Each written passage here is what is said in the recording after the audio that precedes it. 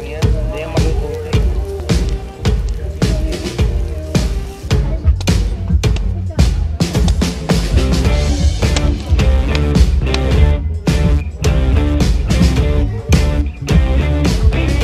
So, gagayat na. Tikman natin. Pwede na. Sarap yan. Tapos yung sausawan. Ito ginawa mong sausawan. Toyo. Toyo yan, tsaka kamatis. Kamatis. May sibuyas. Sibuyas. May kalamansi ba to? Wala. May kalamansi nga. Kalamansi. Yan. Tikman natin. Cheers!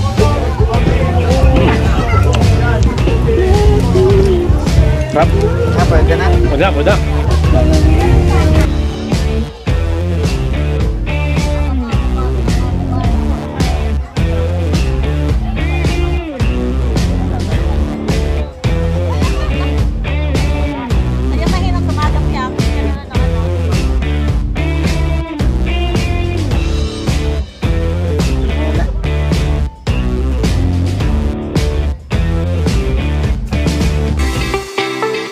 Dulang Ti Ilocano Channel, your kakwentuhan and food adventure channel.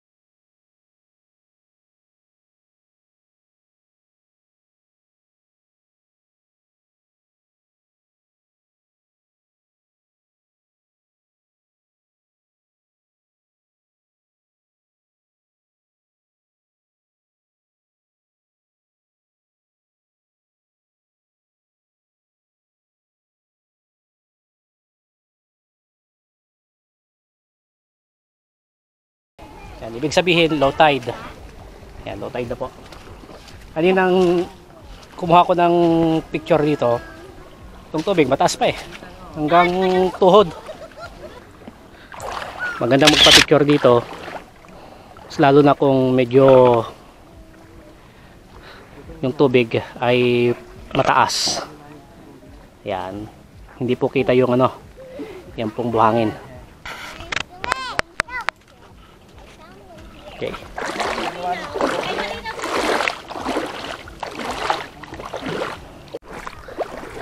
Okay. Lalapitan po natin sila. At alamin po natin kung ano yung kanilang kinakapa. Tignan natin.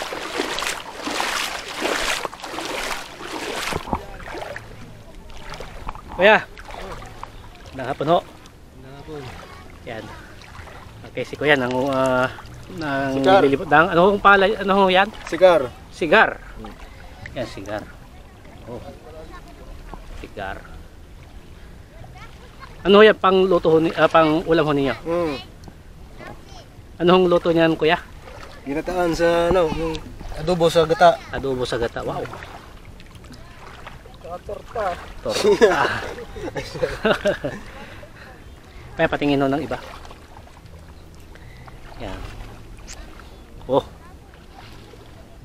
Yan. Yan si tatay.